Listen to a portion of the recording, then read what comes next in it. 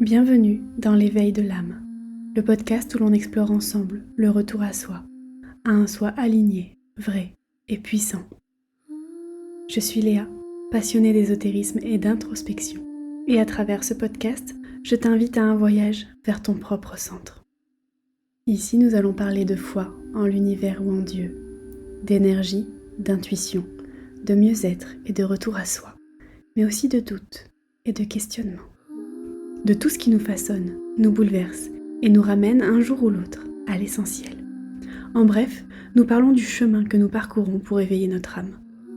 Alors ouvre ton cœur et parcourons ce chemin ensemble aujourd'hui.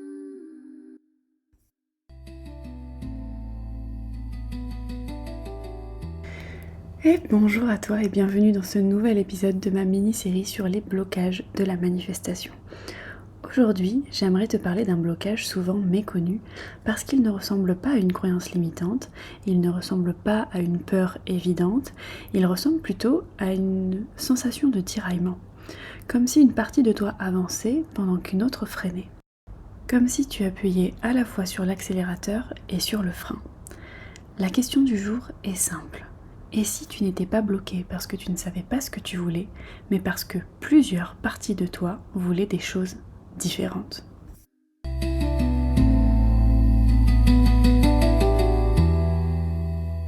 L'intention de cet épisode est de comprendre pourquoi certaines intentions semblent se contredire, comment cela influence nos choix et pourquoi retrouver de la clarté intérieure peut parfois débloquer davantage que n'importe quelle technique de manifestation. Il ne s'agit pas de choisir entre ce qui est bien et ce qui est mal. Il s'agit de comprendre ce qui cherche à être protégé en toi.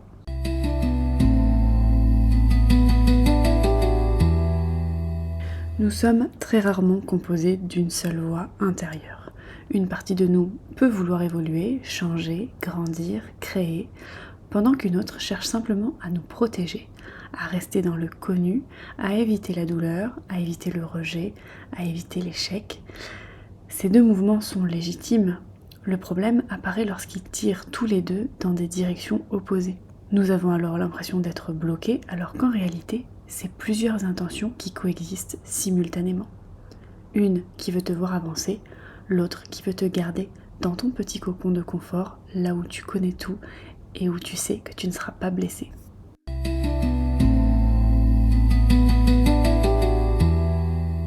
Une énergie dispersée va créer comme un brouillard. Dans de nombreuses traditions spirituelles, l'intention est considérée comme une force d'orientation. Elle agit comme une vraie boussole intérieure. Lorsque cette direction est claire, les décisions deviennent souvent plus simples. Lorsque plusieurs intentions contradictoires coexistent, l'énergie se disperse. Nous avançons, puis nous reculons, puis nous avançons à nouveau. Spirituellement, on pourrait dire que le brouillard apparaît lorsque différentes parts de nous cherchent à prendre le volant en même temps. Et d'ailleurs, en parlant d'intention, si tu ne sais pas ce qu'est une intention ou si tu veux réussir à définir des intentions claires, je te conseille mon workbook gratuit. Il fait plus de 40 pages. Il est sur ma boutique en ligne, laprophétiedenix.fr. Je te conseille vivement d'aller le télécharger. Et franchement, tu ne seras pas déçu. Il y a des petits exercices. Tu vas te régaler, je le sais d'avance. Moi j'ai adoré faire ce workbook et j'ai trouvé, sans vouloir me jeter des fleurs, qu'il était vraiment bien fait et qui permettait vraiment de comprendre déjà comment la trouver, puis aussi comment la garder, comment réussir à atteindre son objectif. Enfin bref, je te laisse aller découvrir ça sur la boutique si jamais ça t'intéresse, laprophétiedenix.fr.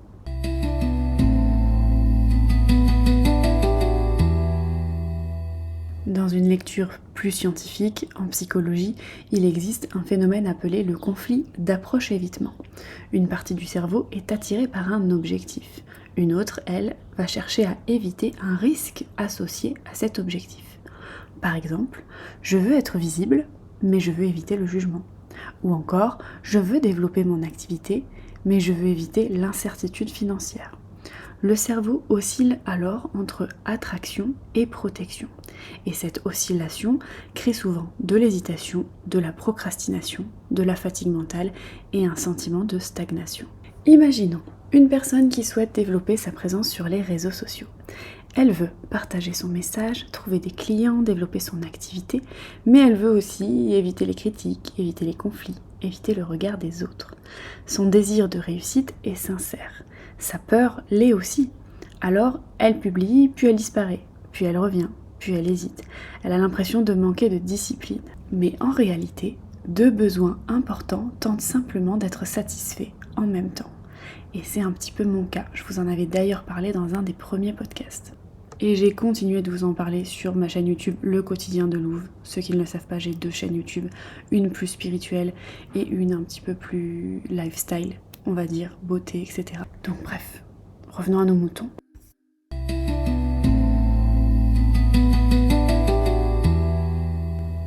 Avoir une intention claire ne signifie pas tout savoir.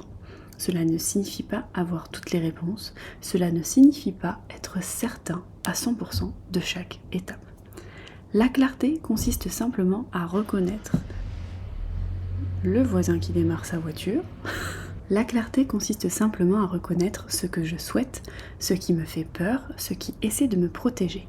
Parce que lorsqu'une peur est entendue, lorsqu'elle est vue, lorsque tu peux la pointer du doigt, elle cesse souvent de crier. Parce qu'elle n'en a plus besoin. Spirituellement, la clarté rassemble l'énergie. Scientifiquement, on dirait plutôt que la clarté réduit les conflits internes et facilite une prise de décision. Je vais fermer ma fenêtre. Trop de bruit dehors, c'est l'heure à laquelle tout le monde part travailler. Bref, je vais pas réussir à finir cet épisode. Je sais même plus où j'en étais.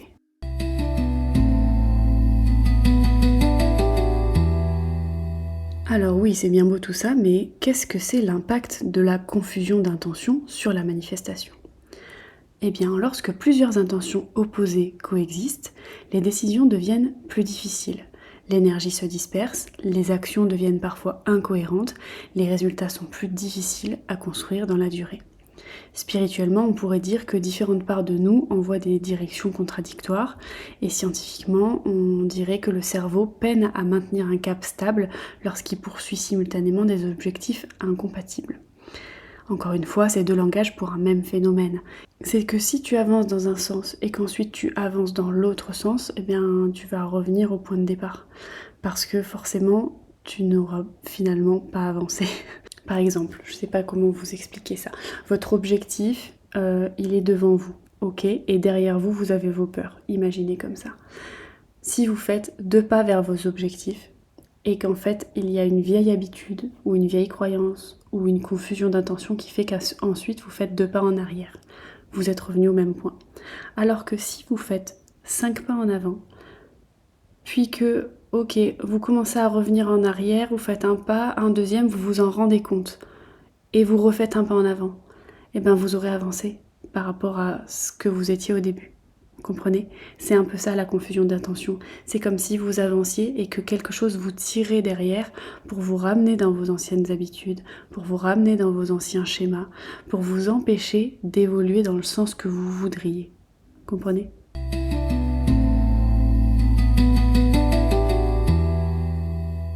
Avant de se quitter, rassemblons l'essentiel de cet épisode. Ici, nous avons vu que plusieurs intentions peuvent coexister en nous, et c'est humain. Certaines cherchent l'expansion, d'autres cherchent plutôt la protection. Ce n'est jamais vraiment pour vous nuire, ça il faut le retenir. C'est vraiment que votre corps, votre esprit essaie de vous protéger et de vous ramener dans quelque chose qu'il connaît pour être sûr que vous soyez bien dans votre zone de confort que vous connaissez et que vous ne risquiez pas quelque chose. Ces intentions peuvent donc parfois entrer en conflit. Cette tension crée de l'hésitation et de la dispersion et vous empêche d'avancer. Retrouver de la clarté commence donc par écouter les 2 parties plutôt que d'en combattre une, c'est pas le but. Parfois tu n'as pas besoin de plus de motivation ni de plus de discipline, même si on l'entend partout. Tu as simplement besoin de comprendre quelle partie de toi tient encore le frein à main pendant que tu essaies d'appuyer sur l'accélérateur. Parce que lorsque différentes parts de nous avancent enfin dans la même direction, le chemin devient beaucoup plus fluide.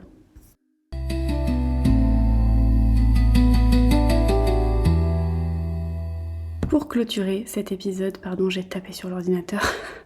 J'étais très enthousiaste à l'idée de vous donner mes citations parce que j'en ai trouvé plusieurs. Je voudrais vous en rappeler une que je vous ai déjà dit en podcast, mais qui est vraiment importante, que je trouve très pertinente. C'est « Tant que vous ne rendez pas l'inconscient conscient, il dirigera votre vie et vous appellerez ça le destin ». Celle-là, elle est de Carl Gustav Jung. Ensuite, j'en ai trouvé 3 autres qui me semblent quand même assez pertinents. La première, c'est « La pureté du cœur consiste à vouloir une seule chose ».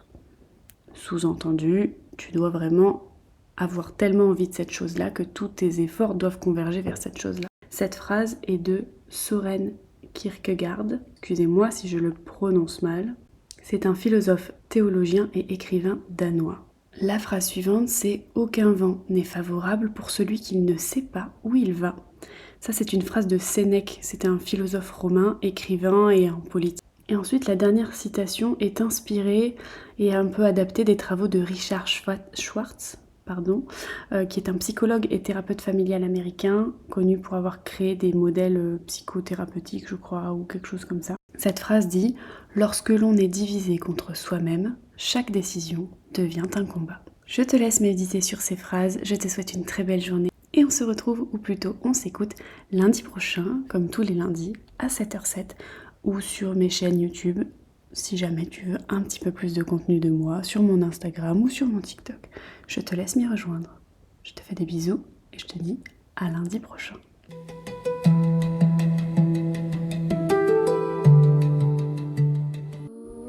Merci d'avoir partagé ce moment avec moi. Merci pour ton écoute, ta présence et ton ouverture.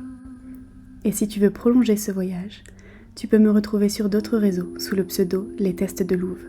Je te mets les liens dans la description de ce podcast. Sur YouTube, je partage des vidéos autour du lifestyle, du maquillage et de la spiritualité.